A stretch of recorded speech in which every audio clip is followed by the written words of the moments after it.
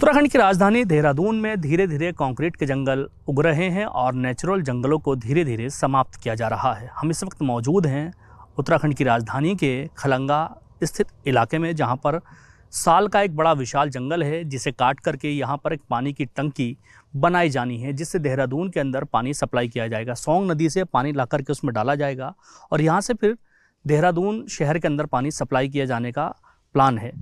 ये वो जंगल है जिसे काटने की तैयारी की जा रही है। देख सकते हैं कि यहाँ पर इन पेड़ों पर निशान लगाए गए हैं, लेकिन जो स्थानीय लोग हैं वो लगातार इस पूरे जंगल को काटने का विरोध कर रहे हैं। उन लोगों ने यहाँ पर दिखाऊंगा कि पेड़ों के ऊपर इन्हें बचाने के लिए कलावा बांधा है। इस कलावे को बांधने का उनका मकसद था कि इन पेड़ों को ना काटा जाए। उनका विरोध है इस पेड़ों को काटने को लेकर के। पास में एक बड़ा मंदिर भी है जो कि शहीद स्थल कहा जाता है। कभी किसी ज़माने में यहाँ पे गोरखाओं ने अंग्रेज़ों से लड़ाई लड़ी थी इस पूरे इलाके को बचाने के लिए। अब खैर अंग्रेज़ तो चले गए, लेकिन जो हमारे देश के लोग हैं, जो नेता हैं, जो अधिकारी हैं, जिनको जिम्मेदारी दी गई है देश को संवारने की, बनाने की, वही इस जंगल को काटने की तैयारी कर रहे हैं। कुछ स्थानीय लोग हैं जो लगातार इस पूरे जंगल को काटने का विरोध कर रहे हैं। उनसे बात करेंगे। कुछ महिलाएं हैं जो यहाँ पर मौजूद हैं। मैम, ये जो जंगल है जी, इसे काट करके जो वाटर ट्रीटमेंट प्लांट लगाया जाना है, सरकार का ऐसा कहना है, उससे स्थानीय लोगों को ही फ़ायदा होगा। अगले 30 सालों में देहरादून के अंदर कंक्रीट के जंगल खड़े हो जाएंगे, तो पानी की जो समस्या है जो आज है वो 30 साल के बाद इससे ज़्यादा हो जाएगी। तो यहाँ पर वो पानी की टंकी बना करके शहरवासियों को पानी सप्लाई करना चाहते हैं, और जिसके लिए ये लगभग 2000 के आसपास पेड़ कटने हैं। तो इसको लेकर के आप लोगों को क्या विरोध है? मेरा ये मानना है कि अगर ये वाटर सप्लाई के लिए टैंक बना रहे हैं यहाँ पे, तो इससे अच्छी जगह आपको नीचे और कहीं मिल जाएगी। जब आप अगर ऊंचाई आपको चाहिए देने के लिए फ्लो, तो आप टैंक को ऊंचा, पिलर्स बना के ऊंचा कर सकते हैं। ये जो पेड़ कई 100 सालों से यहाँ खड़े हैं और इनकी जो बरसात में इनकी जड़ें जो है पानी को सोखती हैं। हम पूरे खलंगा के लोग, मेरे ख्याल से देहरादून के कई दूर दूर से भी लोग आते हैं जो ये नाला पानी का पानी पीते हैं। वो पानी यहीं से आता है। उसका TDS 65 है विद मिनरल्स। मैं कई बार बोल चुकी हूँ कई बाकी चैनल्स में भी कि इसका TDS 65 है, जो कि आपके RO से बेटर है, क्योंकि उसमें मिनरल्स नहीं होते RO में, लेकिन इसमें विद RO मिनरल्स आपको मिलते हैं।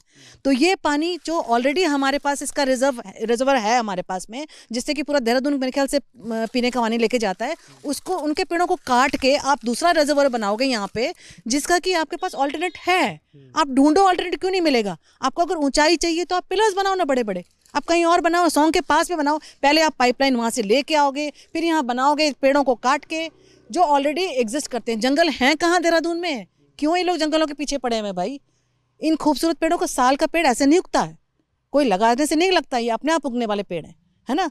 तो इनको काट के कुछ नहीं होने वाला। इसलिए हम प्रोटेस्ट कर रहे हैं कि हमें पानी जो यहाँ से मिलता है वो हमारे लिए इनफ है। और जो अगर ये पेयजल समस्या है, लेकिन उसके लिए इनको सरकार को दूसरा अल्टरनेटिव खोजना पड़ेगा, जहाँ के उन्हें इतने सारे पेड़ और जंगल ना काटने पड़े। कुछ और लोग भी हैं, जानते हैं उनसे। ये जो विरोध है आपका इन पेड़ों को ना काटा जाए इसको लेकर के, लेकिन जिस तरह से वाटर ट्रीटमेंट प्लांट यहाँ लगना है, उससे कहीं ना कहीं आप ही लोगों को फ़ायदा होगा, पानी मिलेगा। तो साइंस इतनी आगे बढ़ चुकी है, अगर हम ये जंगल काट देंगे तो पानी आएगा कहाँ से?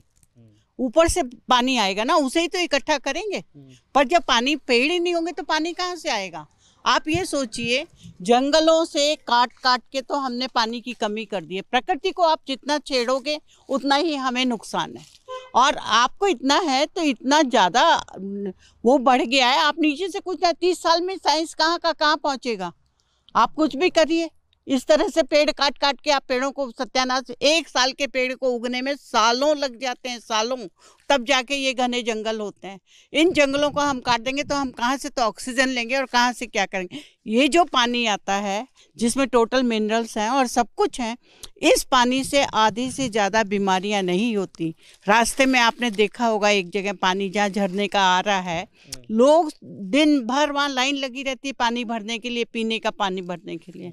उस पानी को हम लोग RO का पानी ना पी के वहाँ से पानी भर के लाते हैं और उसी पानी को हम लोग पीते हैं, उसी से खाना बनाते हैं। बाकी पानी से हम नहाने धोने का काम करते हैं। मैडम, ये जो पेड़ पर आपने ये बंधवाया है, क्या है इसका बांधने का मकसद क्या है? इसका बांधने का मकसद ये है कि ये मंदिर है, इस मंदिर में ये मान्यता है चंद्राणी माता की। लोग शादी के बाद में यहाँ पे अपना माथा टेकने आते हैं और अपने अपने पेड़ों पे वो बांधते हैं, अपनी मान्यताएं करते हैं। बांध के। Actually it's a symbol of ये रक्षा सूत्र होता है एक्चुअली, कि हम इनकी रक्षा करेंगे, और इसीलिए बांधे, कुछ ग्रुप ने आके बांधे कि हम इनकी रक्षा करेंगे, हम इन्हें कटने नहीं देंगे। इस रक्षा सूत्र का बांधने का मतलब ये है यहाँ पे, इन पेड़ों पे। भाई को राखी बांधती है उसी तरह पेड़ों को बांध के रक्षा सूत्र बांधते हैं। अच्छा, तो पेड़ों को राखी बांध के आप लोगों ने इन्हें अपना भाई बनाया? रक्षा सूत्र, नॉट राखी। बिल्कुल, ये रक्षा सूत्र बांधे गए हैं इन पेड़ों की रक्षा करने के लिए, और हम यहाँ पे प्रहरी बन के खड़े हैं इन पेड़ों की रक्षा करने के लिए। हम सब जानते हैं कि जो डेवलपमेंट होता है, जो भी अर्बनाइजेशन है, वो अनसस्टेनेबल तरीके से हुआ है। जैसे हमारे पास में मसूरी डाइवर्जन में भी जो था उसका लैंड यूज़ चेंज हो गया, वहाँ पर बिल्डिंग्स बनने लगी। और हम ये भी जानते हैं कि मालदेवता से एक फॉल्ट लाइन गुजरती है, तो ये भूकंप के उस लिहाजा से देखा जाए तो देहरादून जैसे जोन 4 में आता है, बहुत ही संवेदनशील इलाका है। और ये जो पहाड़ हैं बहुत ही कच्चे हैं, तो इनके मिट्टी को यही पेड़ जो है इनकी जड़ें बांधे हुए हैं। तो अगर बरसात में ये सब काट दिया जाए तो मलबा आता है। मालदेवता में देख चुके हैं, हर बरसात में वाटर लॉगिंग होने लगी है देहरादून में। तो हमारा ये मानना है कि चीज़ों को पर्यावरण के नज़रिए से देखा जाए, इस योजना को कहीं और स्थानांतरित कर दिया जाए, और यहाँ पर इन पेड़ों की रक्षा की जाए, इस पर्यावरण को, क्योंकि देहरादून फॉरेस्ट सिटी कभी कहलाती थी और अब यहाँ पे फॉरेस्ट बहुत ज़्यादा कम हो गया है। चलिए, फॉरेस्ट डिपार्टमेंट से बात की गई तो उनका तो कहना था कि अभी हमारी तरफ से किसी प्रकार की परमिशन इन पेड़ों को काटने की नहीं दी गई। लेकिन द्वारा का पूरा बड़ा एरिया है जो सबसे ज्यादा है, क्योंकि उसके अलावा और कोई हिल जो ऐसी नहीं है जिसमें कम पेड़ हो या ब्रशेस। सबसे ज्यादा कम जो फॉरेस्ट कवर वाला एरिया जो था वो खलंगा था, जो हम लोगों ने उनको दिखाया। वन अधिनियम के अनुसार साल की कैटेगरी किस तरीके की होती है और किस तरीके का ये पेड़ होता है, क्योंकि स्पीशीज जो हमारा इंडियन फॉरेस्ट एक्ट है उसमें तो सारे के पेड़ ही जो रिजर्व फॉरेस्ट में वो सभी प्रतिबंधित ही कैटेगरी में आते हैं। लेकिन अगर साल का वृक्ष उसमें है, किसी नाप खेत में भी है, तो भी वो प्रतिबंधित की ही कैटेगरी में आएगा। आपने देखा होगा अभी बहुत सारी वृक्ष प्रजातियों को नाप खेत में या कृषि भूमि में छूट प्रदान की गई है, लेकिन उन 15 प्रजातियों में भी साल का एक अहम इम्पोर्टेंट रोल है, क्योंकि साल जो है एक हमारे पूरे जो हमारा शिवालिक और लोअर हिमालयाज है उनका एक बहुत बड़ा इकोसिस्टम है फॉरेस्ट का। तो डेफिनेटली एक हम इस कवर को होने से काफी बड़ा इकोसिस्टम डैमेज। खलंगा में जिस तरह से 2000 वनों का पातन किया जा रहा है वृक्षों का, वो अब शायद हमारे हित में ज़्यादा नहीं है। इसलिए जिस तरह की परिस्थितियां अब खास तौर से पर्यावरण को लेकर के देश दुनिया में है, ऐसे में इस स्तर के वनों का कटान किसी भी हालत में यह नहीं समझा जा सकता कि वो किसी और ऐसी आवश्यकता के लिए काटे जाएं जो कि कहीं हम प्राथमिकता को मानते हैं। खलंगा वैसे भी एक धरोहर है, एक ऐतिहासिक स्थल है, और इसके चारों तरफ जो वन है वो उनका अपना इतिहास है।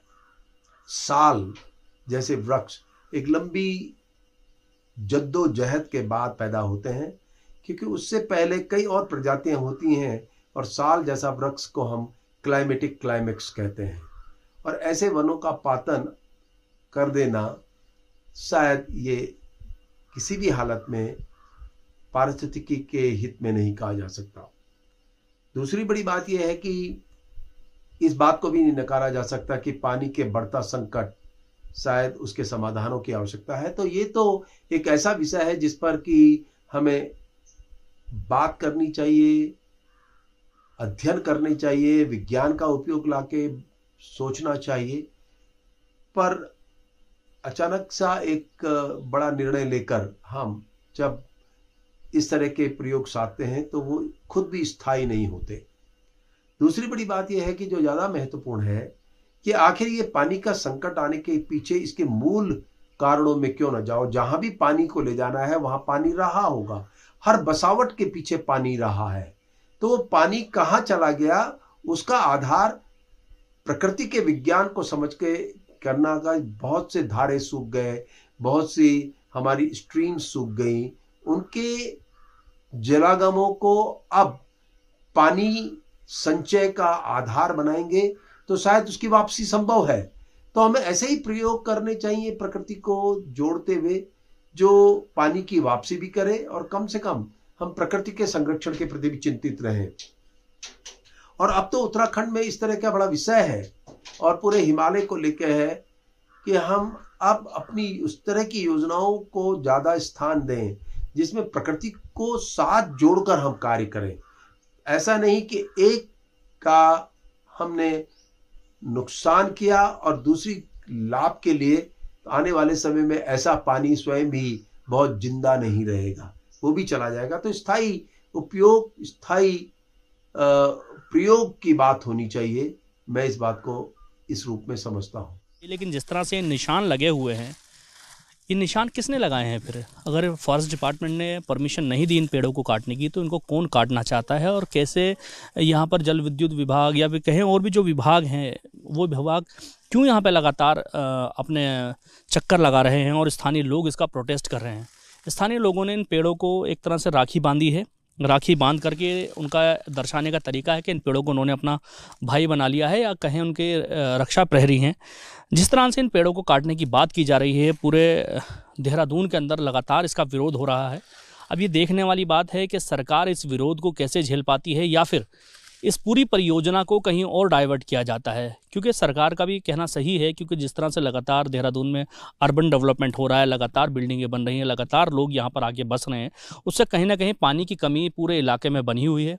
इस पानी की कमी को दूर करने के लिए सोंग नदी से पानी ला करके यहाँ पर एक बड़ी टंकी बनाई जानी है जिसमें डाला जाएगा। उसके बाद इस पानी की टंकी से शहर के विभिन्न इलाकों में पानी सप्लाई किया जाएगा, वो भी किसी बिजली के बिना, किसी मोटर के बिना यहाँ से सप्लाई होगा वो पानी।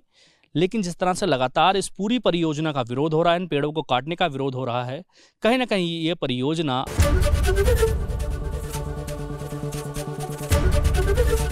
एबीपी गंगा, खबर आपकी, जुबान आपकी।